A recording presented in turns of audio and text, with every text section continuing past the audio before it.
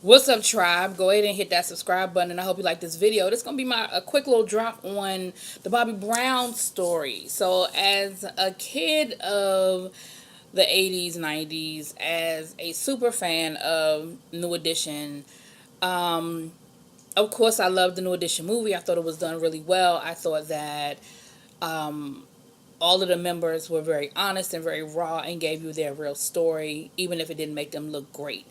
I think we learned a lot of things in the New Edition movie that I didn't necessarily know, even as a super fan. Some things I knew, but there were things that still kind of surprised me a little bit, like, oh, that happened.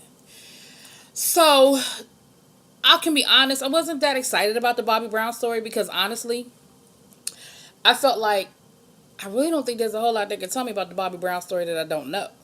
And I was right. Part one came on last night, and I'm going to be honest with you, I didn't learn anything I didn't already know. I don't know why everybody's making a big deal about this whole Janet Jackson piece because I already knew that. I knew that him and Janet Jackson dated. That came out, that's been out before.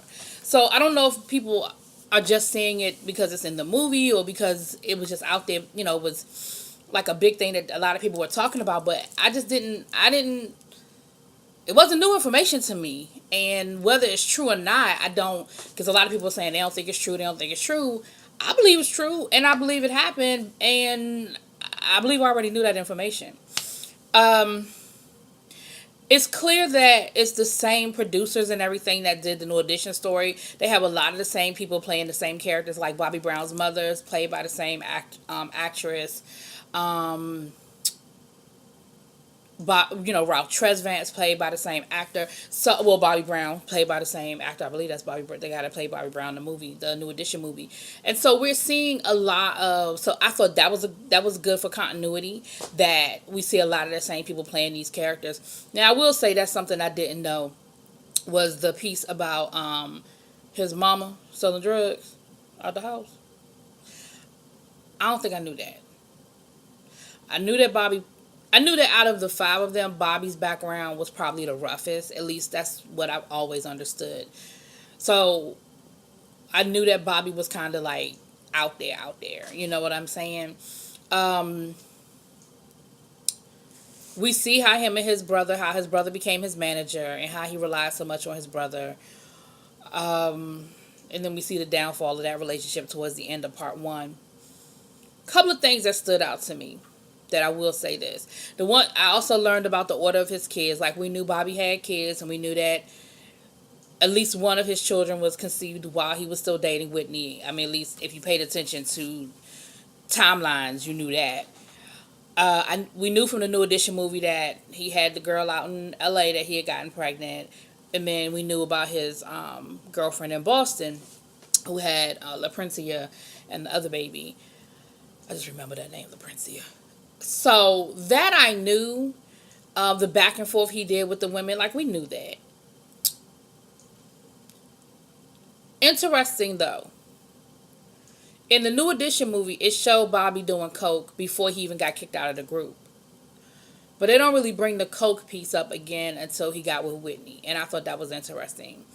I also have heard Bobby Brown in the past say that drugs was Whitney's thing, alcohol was his thing. He never said he didn't do drugs, but he was like, he could take or leave drugs, but alcohol was what he just couldn't live without. And then, oh, sorry about that, man. Why my TV do that? But then vice versa, the movies don't seem to align with that. But there was some lack of continuity with that. And again, y'all correct me. Y'all drop it in them comments if I'm missing something or I'm not seeing something. But two big things that stuck with me. One, I caught the shade that y'all was throwing about the whole Whitney Robbins situation. Now, anybody who knows anything about Whitney Houston's life or is a fan of Whitney Houston or whatever, we all know about Whitney's best friend, Robin. We all know about the rumors.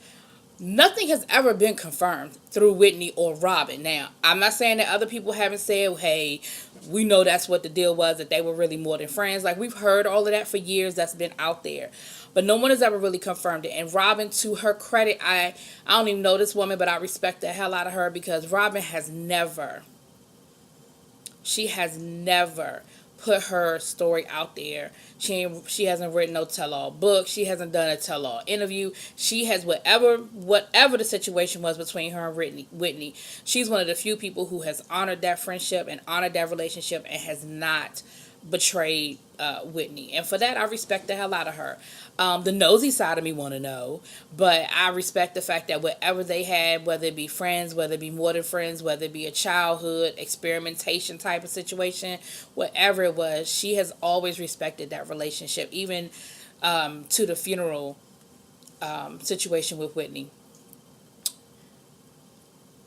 I think that the other thing, so I started out by saying I learned a lot of new stuff, but I guess I did learn a few things new. The other thing I found curious was the situation with the money. When him and Whitney were getting married and they were trying to talk to him about him basically turning everything over to Whitney's company and letting her company, Nippy, remember she had a company, Nippy, basically be in control of his money. That's interesting to me. Very, very interesting to me. Because now I feel like that, Bobby, you trying to blame Whitney or Whitney's company, quote unquote, for what happened with your money. And I don't necessarily think that, I don't know if I go along with that. I do know that there was a situation with Whitney and her dad, who was running her company at one time. She cut him off, and there was some question mark about how he was handling her business. And I do remember her cutting him off. I remember that being a big thing. And towards the end, like he died a few years later. I remember that being a big deal. I remember a story, Wendy Williams talking about a story about his credit card being declined, and because him being out and being embarrassed, and I do remember that happening. So maybe there was a situation with money where money wasn't being spent correctly or what have you. I don't know, but I thought that was interesting because I feel like maybe that's Bobby's way of trying to let us know how he went broke. But we know how you went broke. You smoked it and you drank it and you didn't do no business. Like you and Whitney stayed in y'all house for years just getting high. That's been very well documented by both of y'all. So I don't know if you can blame mismanagement on that.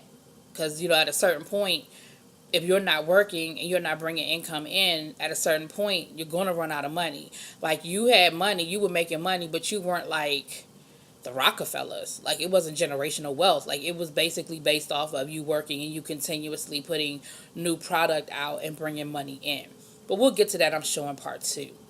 The last two things, the last thing, because like I said, I caught the shade. There were a couple of scenes where, Robin and Whitney were giving each other that look, and even at the wedding, looked like she was crying and she was upset. And even the night that he put Robin out, he told my son, whatever relationship you and her have, it's over. You hear me? It's over. Like, so you throwing the shade, and you're kind of, basically, you giving us a wink wink without coming right out and saying that they had a relationship. But you giving us the wink wink. Like,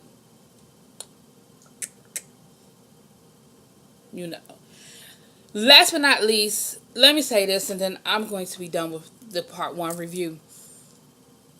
If I don't never, ever in my life, ever, never, see another movie, documentary, TV show, podcast, play about Whitney Houston's life, I'm good. No disrespect. I loved Whitney when she was here.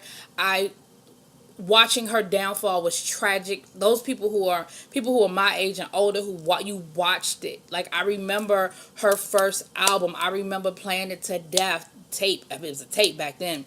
I remember playing it to death. I remember her being introduced as this new art. Like, I remember her from the very beginning. And to see the downfall, it was hurtful. It was painful. And to hear about her death, hey, I cried. Like, I felt that.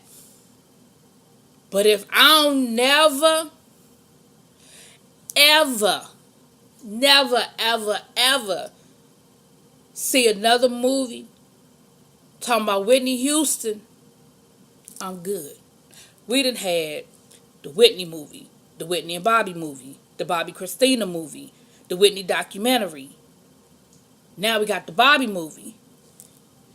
And the whole last hour of the first episode, the first part was about him and Whitney.